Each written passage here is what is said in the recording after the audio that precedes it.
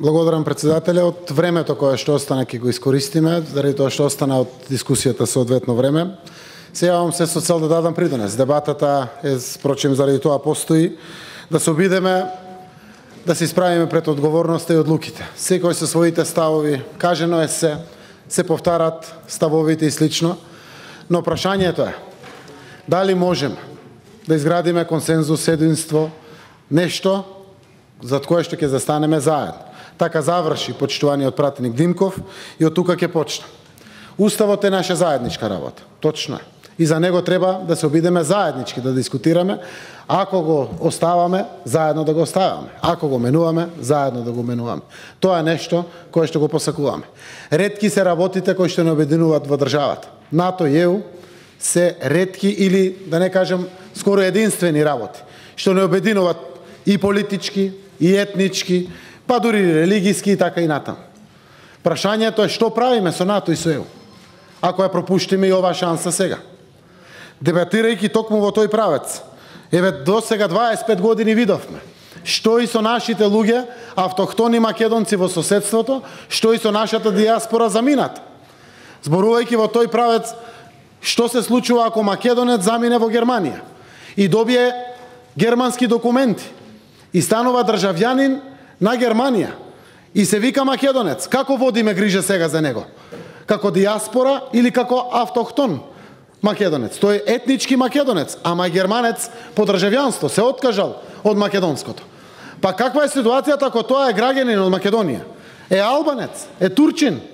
Кој води грижа за него? 25 години никој не води грижа. Со Кавги нема грижа. Грција не водела грижа. Не знам што ли не направивме. Дај да се обидеме малку поинако. Преку пријателство, преку соработка, па да остварат тие таму права луѓе онакви какви што ги сакат. Или другата теза, која што имаме, за делот на нашите македонци во Грција. Што добија од самостојноста на Македонија до сега? Само забрани да влезат дома, само понижувања, да ги потиснуваат своите чувства. Дајте да пробаме некако поинако, да видиме дали може тоа да се оствари. И никој не го чепка името Македонија. Се појаснува името Македонија. Било библиско, било какво сака нека. Да, гордост е на сите нас. Го појаснуваме. Ајде да дефинираме. Ако имаме територијални аспирации према соседите, да го знаеме дека тоа е ставот. Што ќе го освојуваме? Солун? Сандански? Целта е. Знам дека никој нема територијални аспирации. И знам дека сите сме демократи луѓе. И знам дека си ја сакаме Македонија. И сакаме да биде признаена од сите. И знам дека одговорноста за НАТО и за ЕУ на сите ние во градите. Разговарам јас со сите пратеници. И знам дека има огромен број пратеници од опозицијата, кои што тешко паѓа помислат ако се испушти оваа шанса. Подобар договор нема. Друг договор нема. Дајте да видиме. Можеме ли со уставниот закон да промениме нешто кој што оди паралелно, за да може да ги приближиме ставовите? Можеме ли некако да го зацврстиме тоа со идентитетот и со јазикот? Да разговараме со нешто што ќе не сплоти.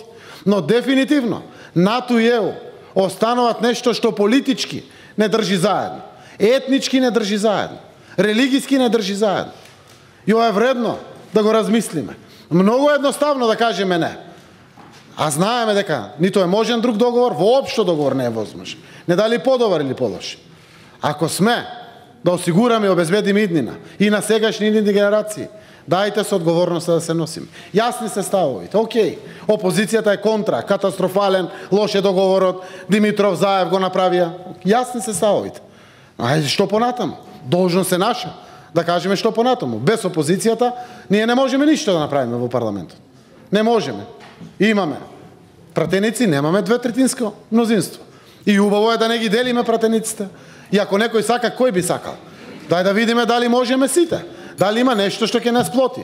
Во рамките на тоа испраќам апел. И имаме време и сега, имаме време и на пленар на седница. Граѓаните ќе барат одговори, ќе одминат и денови, месеци, години. Дали сме биле на нивото на историската одговорност сите? Со сите своји одговорности кои што и политички ги носиме. Немам проблем за политичката одговорност. Се ставам на маса. Каква е сака нека? Дај да обезбедиме оваа држава. Да обезбедиме заедно. Но оваа прашање не личи заедно. И апелирам да размислиме до самиот крај на носењето на одлуките.